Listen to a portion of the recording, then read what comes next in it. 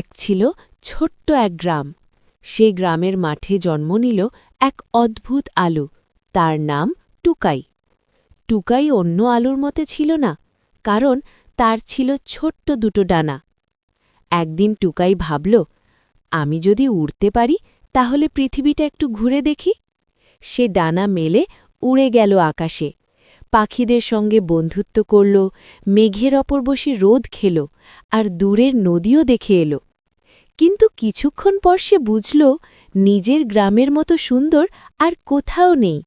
সে ফিরে এসে অন্য আলুদের তার মজার অভিজ্ঞতার গল্প শোনাতে লাগল। সবাই অবাক হয়ে শুনল।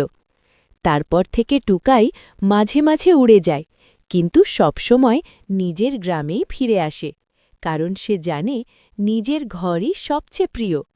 শিক্ষা: নতুন কিছু দেখা ভালো, কিন্তু নিজের শিকড় ভুলে যাওয়া